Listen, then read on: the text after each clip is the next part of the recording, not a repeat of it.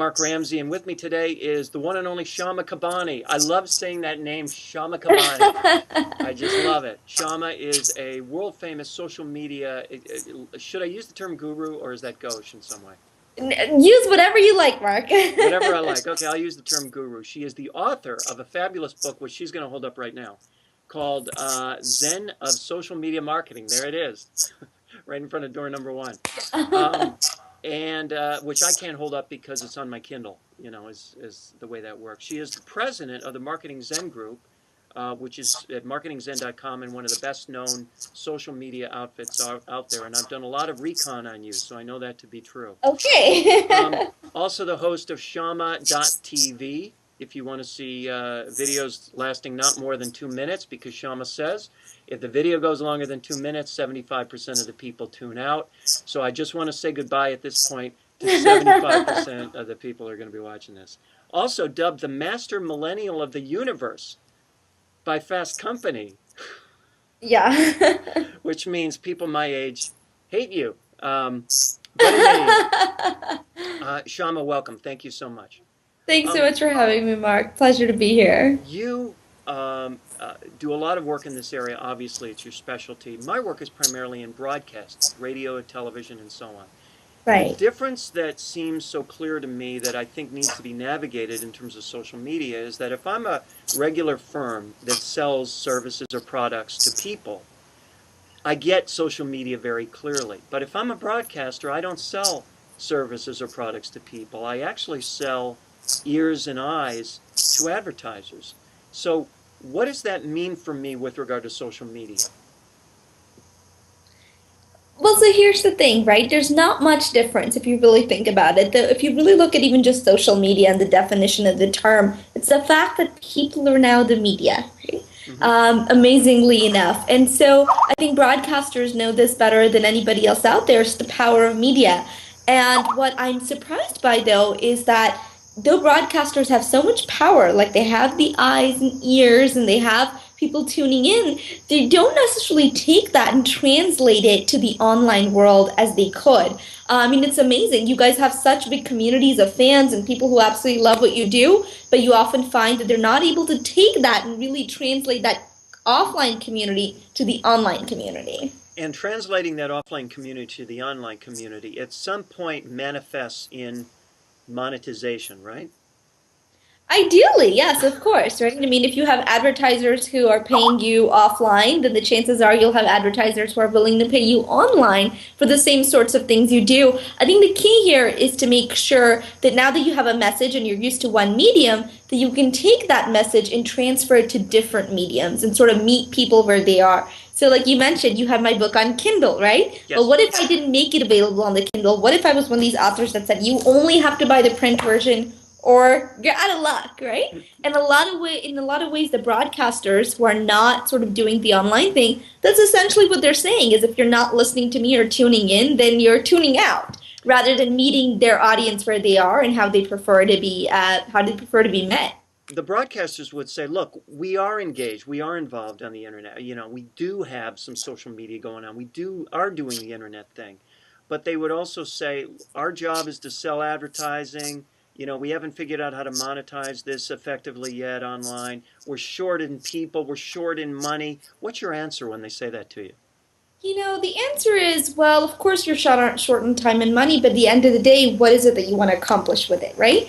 Just like any broadcaster knows when they got started that it took some time. It took some time for them to build that community. It took some time for them to really get those reoccurring callers. It took some time for people to be on a sort of a first name basis with them and be familiar with their voice. I think that same thing translates online is it takes time. There is no substitute for patience and consistently doing good work. But that being said, a lot of times the advertisers are paying. They're not just paying for the airtime, if you will, but they're paying for the community you've built. I mean, when you say something as a broadcaster, it's because the people listening trust you. And if you're able to translate that trust online, and yes, it takes time, the chances are you're going to be able to monetize that very, very quickly. Often by the same advertisers who are, advertising with you offline because they realize that what they're paying for isn't necessarily, not necessarily for the medium, but really for who you are as a brand ambassador for them. Do you think part of the problem is that broadcasters are still kind of stuck in this notion of online equals online display advertising?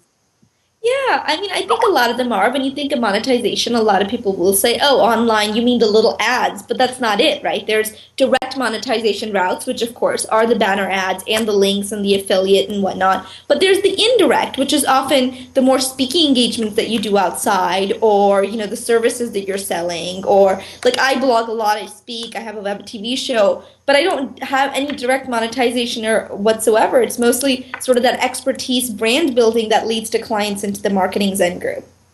Do you think there's a possibility that broadcasters could kind of function in the way that you function for your clients on a local basis and kind of nurture the social media strategies for their own clients and leverage it with their own airtime and kind of a 1-2 punch of advertising and social media?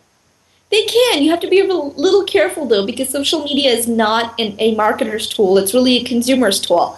The ideal way to do that would be to leverage people, right, who are already sort of spreading the message. So good ways to do that is a lot of companies were giving away the iPad, right? And so that's what broadcasters are all familiar with, doing contests like that. And the 18th caller gets something. Well, the 18th retweet gets something. Do you see what I'm saying? So you can take some of the concepts and put them on social media, but it's going to be hard to do sort of direct selling. So on the radio, you can say, oh, and here's the ad for Bobby's local steakhouse. Well, on Twitter, you're not going to necessarily be able to say, put Bobby's local steakhouse website address, right? It has to be done a little bit differently. I think the key for broadcasters is really stop looking at themselves as merely broadcasters and start looking at themselves as brand ambassadors, something bigger than just we sit here behind a mic and talk. It's more about we have a community, we've built up trust, and now businesses come to you because you are a good brand ambassador rather than, a voice on the box. So when you say brand ambassador, you mean not just for the station brand, but for the client brand as well? Exactly. I mean, someone that would want their product associated with who you are as a person. Mm-hmm. Flesh out that personality and what you want to be known for online. There's a lot of noise online.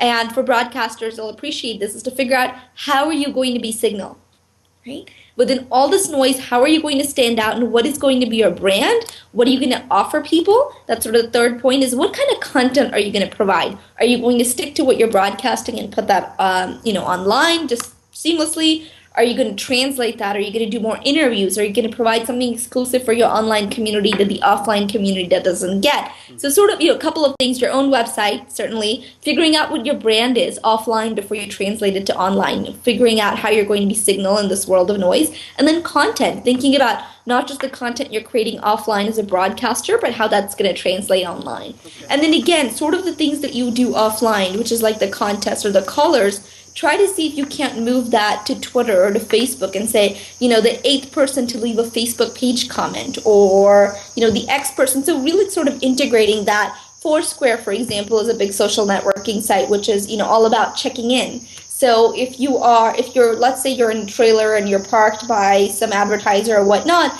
encourage people to come in and check in on Foursquare. So there's a lot of different things that you can sort of, tie into what you're doing.